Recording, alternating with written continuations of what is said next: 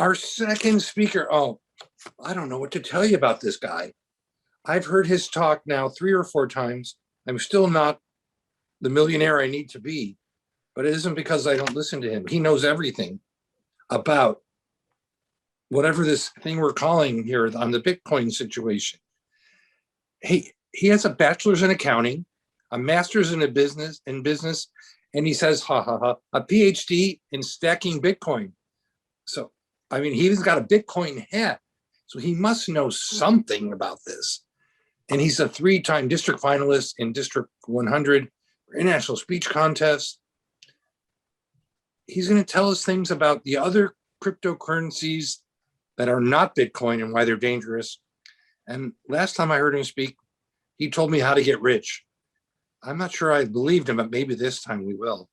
Please join me in welcoming the co-chair of Speakers Bureau in District 100, the Bitcoin expert, Sharif Ahmed.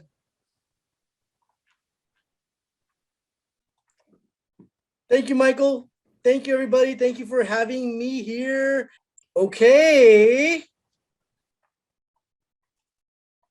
All right, everybody. With the rise of Bitcoin, the last few years, you have a lot of predators that have now entered the market.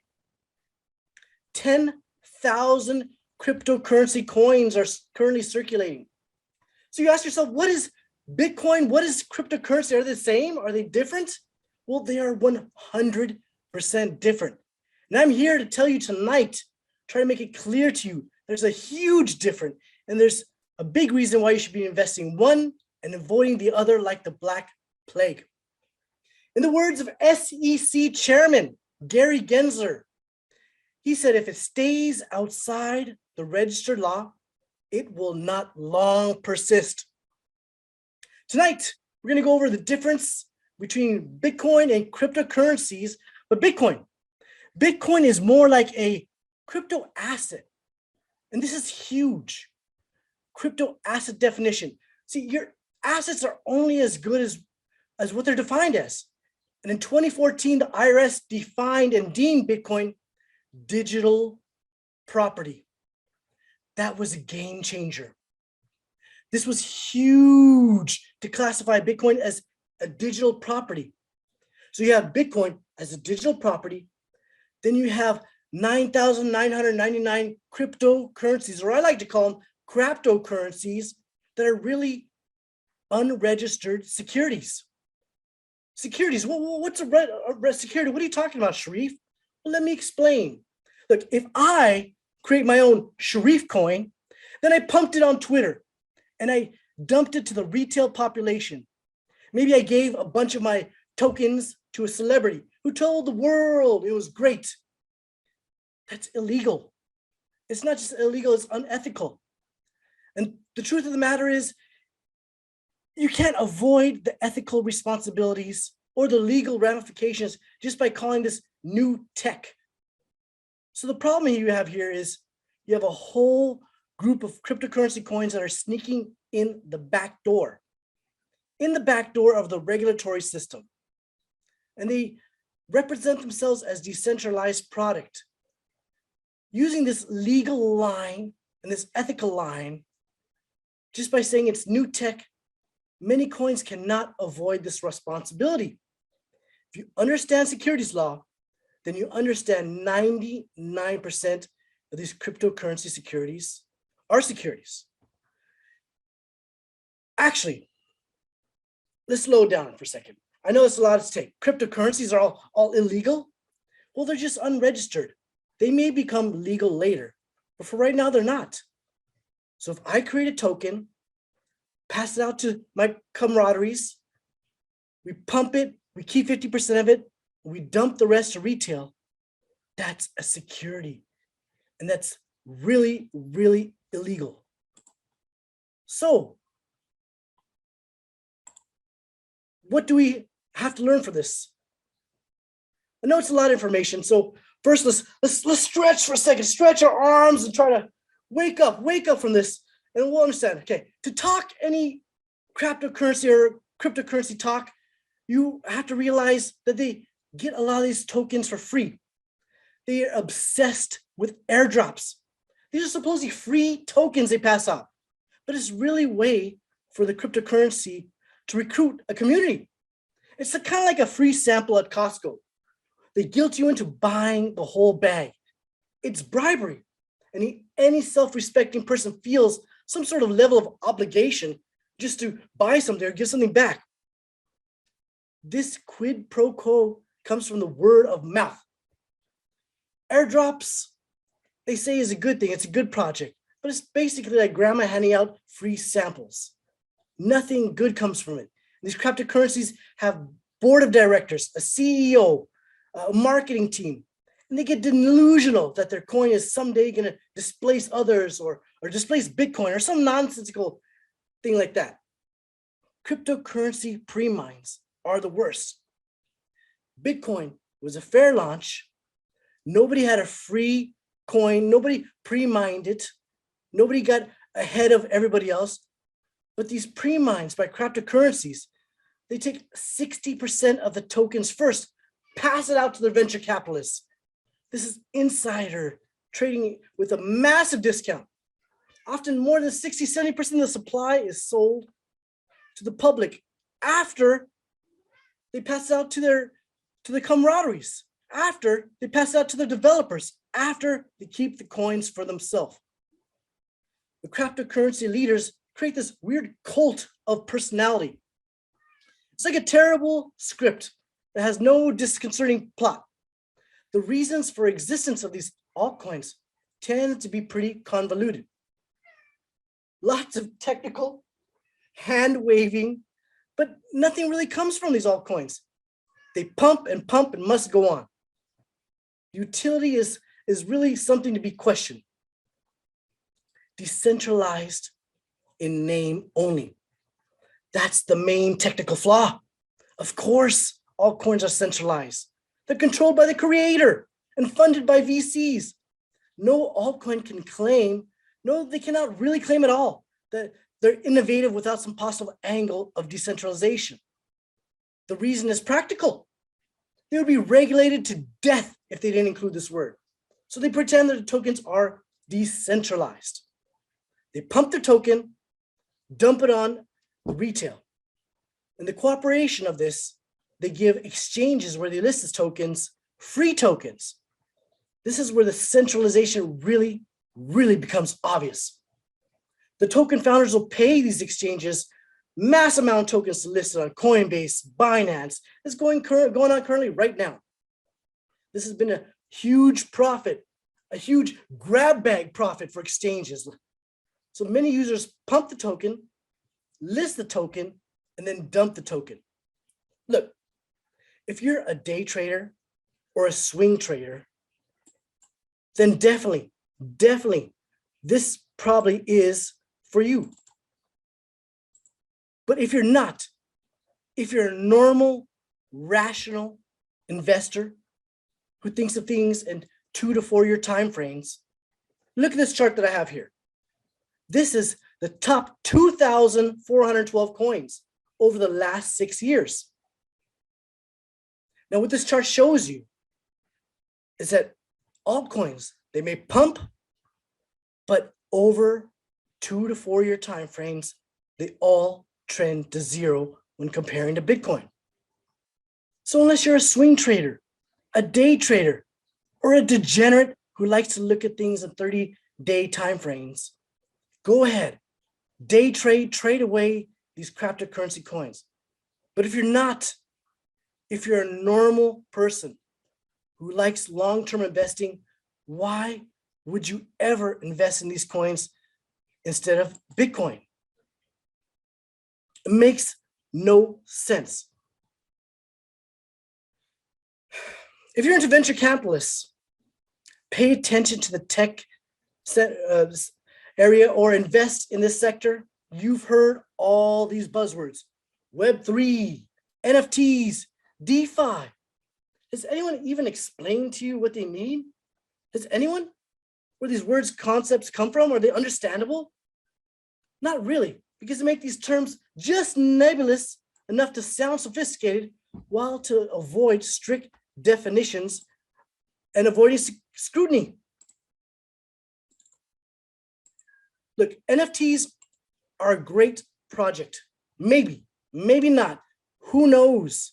But right now they're failing the Rube Goldberg device. They're breaking every 2-3 years. They're not even lasting 5 years. One day, NFTs might be able to help starving artists like they claim they will. But I assure you, right now, the people becoming millionaires off NFTs are not the starving artists we're talking about. Not at all. Investing in an NFT for a store value for long term is extremely difficult. It's like hitting a moving target, trying to hit something that's popular and trending, something that an influencer like Serena Williams or Eminem is pumping, saying it's great. This is exactly the opposite of what you should be investing in. Not listening to an influencer, but listening into hard concepts. Bitcoin is hard money. Hard money. Do you guys know what I mean by hard money when I say that term? Does anyone here know hard money? Hard money means it's hard to produce. That's a big narrative in the Bitcoin world. Bitcoins, you cannot just make, print, or mine Bitcoins for cheap. It's expensive, horribly expensive. So when you mine or buy Bitcoin, you're kind of looking into the timeframes of 2 to 4 years into the future. That's hard money. You just cannot press Control P on a computer and print a bunch of Zimbabwe dollars. Cannot print a bunch of US dollars. Hard money. That's what you want to invest into, something you cannot be diluted out of. The returns, but the returns of the cryptocurrencies, the returns, everybody loves returns. Surely you can't argue against 500% returns in a few months, right? Right? Well, actually you can. That's a return, that these type of returns are common in scams because the tech certainly isn't there. So you have a bunch of promises. You have a bunch of pumps, you have a bunch of dumps. These promises get hyped up by a lot of the marketing teams, a frenzy develops, and eventually there's a crash. When all promises fail to materialize, it's like a bad sequel to a great movie. Bitcoin was a great movie, and cryptocurrency is the horrifying sequel. So now let's talk a little bit more about Bitcoin, shall we? Great. So what about Bitcoin?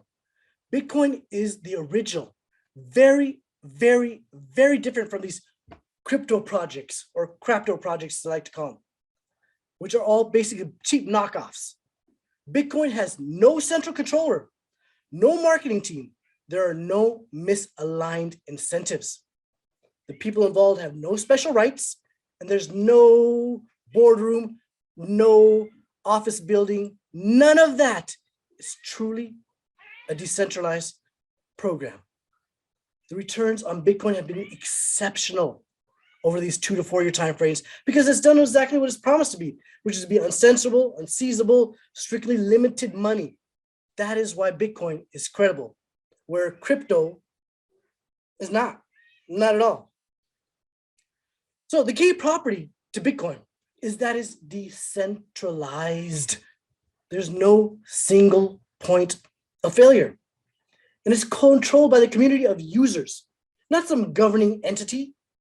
We observed over and over and over copying of the Bitcoin code.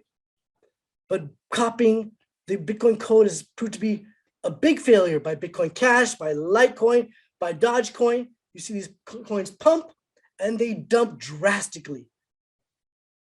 Crypto is not these things like Bitcoin. They're more like politicians, coins for politicians, making promises that they won't keep. The only coin that doesn't require you to trust someone is Bitcoin. Everything else is like borrowing money from the mobster Tony Soprano. You're playing a dangerous game. Okay, but to truly, truly, truly appreciate Bitcoin, to truly appreciate it, you kind of have to understand accounting. Are there any accountants here? Anybody? Not so much. Okay, so I'm going to go over the 10,000 year history of accounting. It's really, really boring, but it's really, really fast. There's been two accounting innovations in the history of humanity. 10,000 years ago, caveman Sharif went to market, bought 5 sheep. I wrote it down. I bought 5 sheep on a clay tablet. I took that clay tablet and I baked it into the sun so no other caveman could change the number I wrote on my cave tablet. That was the birth of single entry accounting. Here's a bunch of assets I bought. Here's the timeline of the purchase I made on my clay tablet. And at any given time, over a period of 6 months, 12 months, 3 years, I could figure out how many sheep I own. So that was it. That was accounting for 10,000 years, up until the 1400s. And in the 1400s, because a lot of trading going on with ship merchants, and a lot of people were taking credit for this new innovation, but so it's hard to pinpoint this new accounting innovation to one person. But the books started recording these transactions differently in the 1400s. We went from single entry accounting, I bought 5 sheep at the market, to double entry accounting. Now, when Sharif went to the market and I buy 5 sheep, I pay 5 gold coins. So now you have your debit and you have your credit. And you just write this down in your ledger and you have a double entry accounting. That system right there, created in the 15th century, 700 years ago, double entry accounting.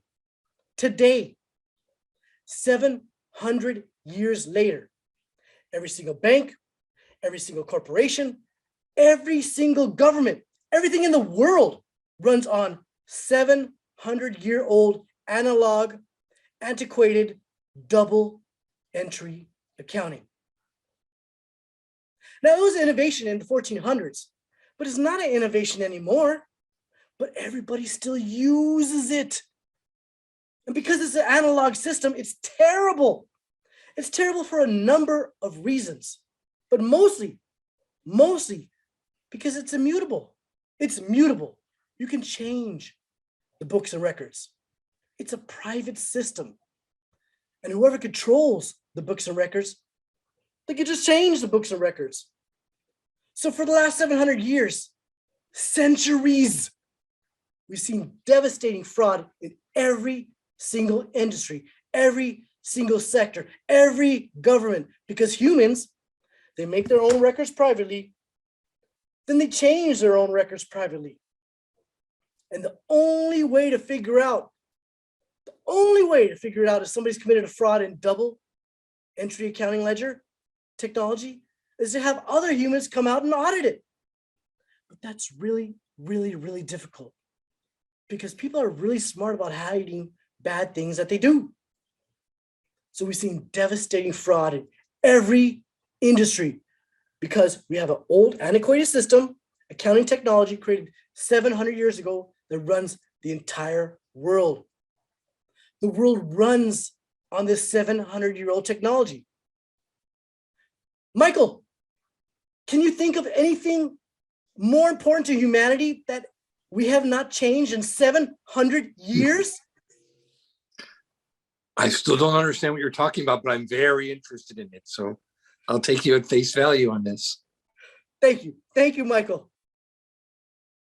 So now, the third innovation in accounting, the triple entry in 2008. So now, what you have is debit and a credit. It goes through nodes and servers, which audit every single transaction as it's written. And when it gets confirmed by the network, it's written to the triple entry. Let's review.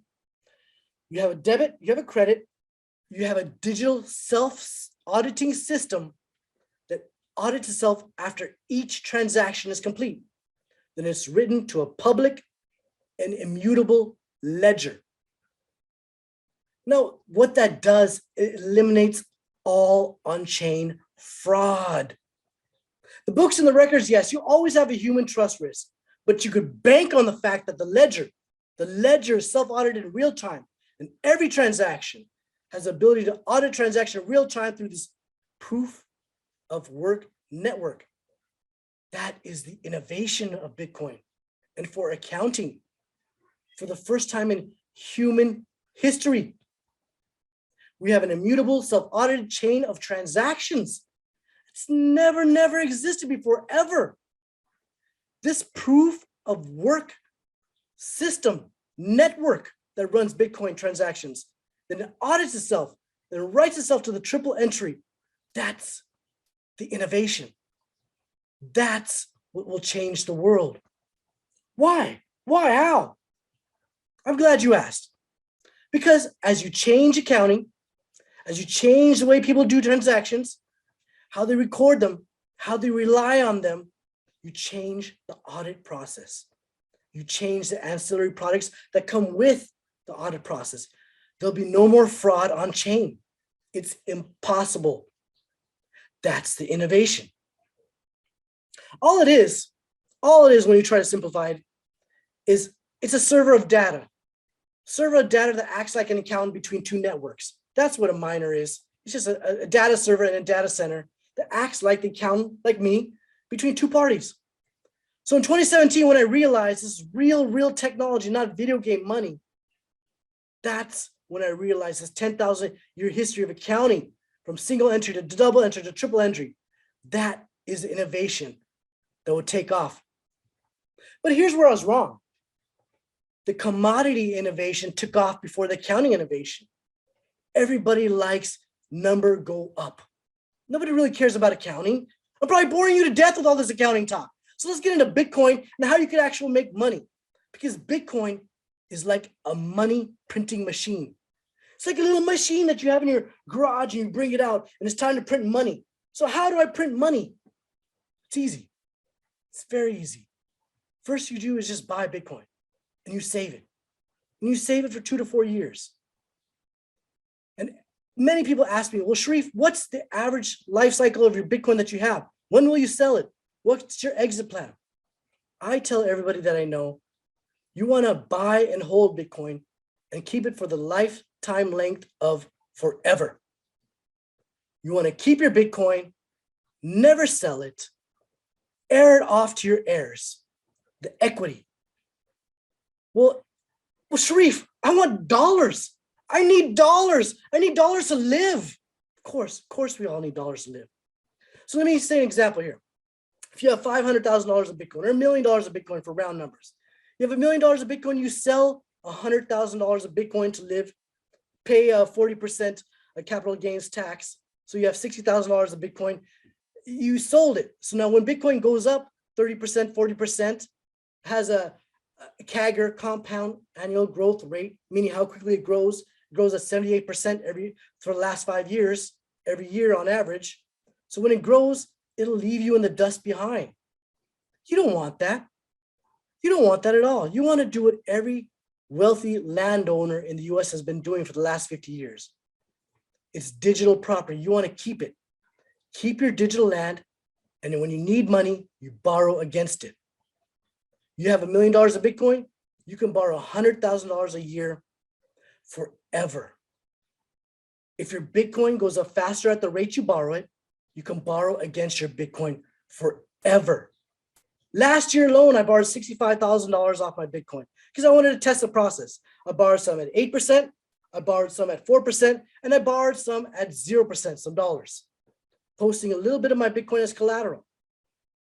And I used that US dollars to buy more Bitcoin.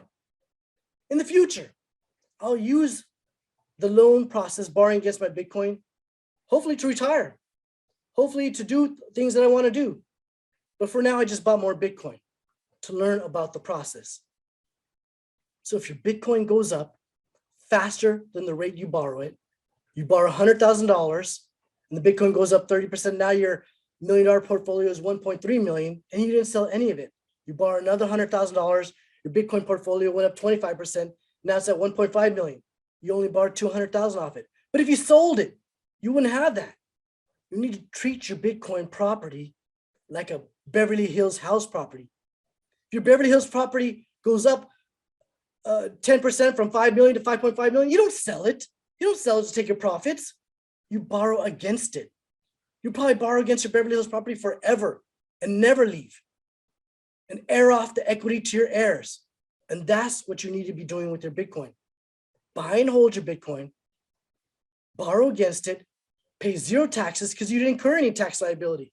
You didn't sell it for any profit. You incurred zero tax liability on it. And that's the key.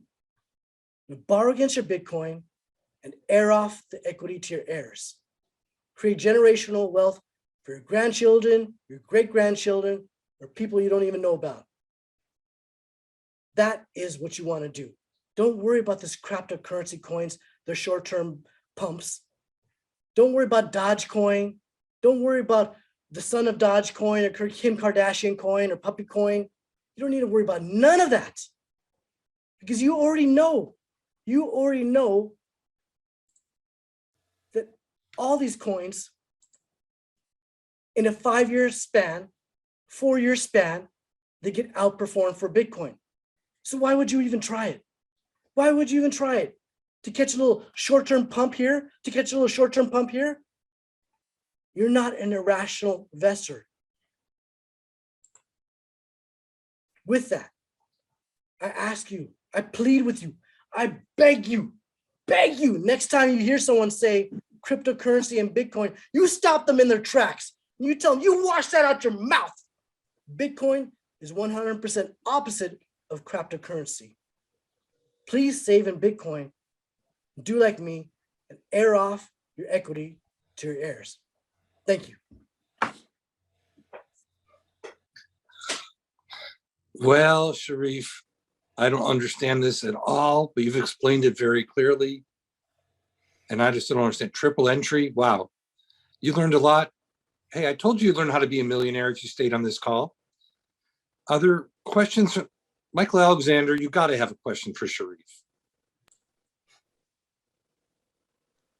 First of all, I want to say, Sharif, this is the best presentation I've seen of cryptocurrency. And you saw me a month ago basically rip into a guy who did a presentation because, frankly, he didn't make it clear and whatever. Now, there's a lot of technical here, which you're going to miss for folks, but you had a lot of stuff that was just great. The distinction you made between, well, I'm not going to give you a full review here. That's not my place. But I think my first question, the question I would ask is over the last year, Bitcoin has performed poorly, as have the other cryptocurrencies. And I wonder if you could explain why and why we should expect that to reverse. Perfect question, Michael. Thank you. It's an excellent question, Michael. So you have these short-term pumps, these cryptocurrencies, they have boardrooms, they have marketing teams. So they're very good at marketing. Like right now, there's a Bitcoin conference going on right now, Friday, Saturday, Sunday. It's starting Friday, actually. And you have Ethereum paying $500,000 to Serena Williams. She's going around the conference wearing Ethereum shirts, promoting Ethereum. And people ask her, why do you like Ethereum? She can't even give an explanation. She says because of the tech. Like, what about the tech? Basically, she's a paid shill. You have a marketing team that's really good at selling to the public. So you can have these short-term pumps. But trying to time the pumps is extremely difficult. Trying to time the market is extremely difficult. Like I said, if you're a 30-day trader, a swing trader, or a day trader, good luck. There's a lot of opportunity. I don't think most of us are like that. We want to go about our daily lives, doing things that we want to do. We want to look at our portfolio every 2 to 4 years and see it's growing. So Michael, in the short term, yes, a lot of these coins will outperform Bitcoin in the short term. But I beg you to look at it in the 2 to 4 year time frames and show me one coin that's outperformed Bitcoin in 2 to 4 year time frames. All right, Sharif. So there you go, Michael. 4-year commitment there. Other questions for Sharif? Hey, Sharif. So I sent you, Randy. I sent you a question in the chat. You can check that later. But I'm in a fairly large mastermind, and there are a lot of cryptocurrency conversations going on. And some people have done very well in the crappy side of the house, as you said, and some people have done okay, I guess, on the Bitcoin. But there were a couple questions that I had, some you answered. One of the questions was, are you saying that Bitcoin is the only entity as a digital property that does the self-auditing? Because I understood that, and I knew that BitCoin self-audited to make sure that there's no hanky-panky. So I understood that, but I didn't know that it was lacking in the other cryptocurrencies. Randy, you're exactly right. It is lacking in other cryptocurrencies. These other cryptocurrencies, they have blockchain, and they like to use this word blockchain as a buzzword. That's like the first red flag that I know I'm running into a scam. Because as an accountant, when you run a blockchain, it's extremely expensive. So if you're not using a blockchain for money, you're wasting investor funds. There's way better databases. SQL, it's cheaper, it's faster, quicker. So when you hear blockchain, they're using the coattails of Bitcoin to lure new investor money. So they run on a blockchain, but they don't run on this proof of work system. The proof of work system is where it's expensive to make new Bitcoins. They run on a proof of stake system, where it's not expensive at all. It's not expensive at all. You could run it. There's not self-auditing that goes on. You could be hacked. So when you hear about all these hacks going on, it's 99% of the time it's these other cryptocurrencies getting hacked. It's not the Bitcoin network. Okay, so the run-up question to that then, you talked about the 2 to 4 year time frame, excuse me, but yet in the same context, you're saying nobody else is doing what Bitcoin's doing over a 2 to 4 year period, but yet hold on to Bitcoin because it's real property forever and air it off and borrow against it. So the question is, what is the significance of the 2 to 4 year? Is it just the significance of looking at that block of time and saying no other cryptocurrency is that kind of like a value check to prove that Bitcoin is solid? Is that what you're saying? It is, Randy. And I'm glad you brought that up, because in a previous speech I gave by Speakers Bureau when I got qualified, I talked about the Bitcoin halving. This is something that happens every 4 years. The last time it happened was in 2020. And then you saw the Bitcoin price run up for the next 18 months. The next time it's happening is in 2024. It happens every 4 years. So every 4 years, you see the Bitcoin price run up and blow all these other coins out. The halving is when the Bitcoin's distributed supply gets reduced. It gets cut in half. So every 4 years, the supply, the distributed supply that goes around the Bitcoin gets cut in half. This supply shock to the network causes this, it kicks off the bull run where Bitcoin starts. So you see Bitcoin going through these huge gains pretty much every 3 to 4 years, 2 to 4 years because of this halving. Okay, all right, thank you. All right, so at the risk of us not getting into something that's going to make my head feel like Swiss cheese, Sharif, will you put your contact information in the chat so people who have more questions can contact you?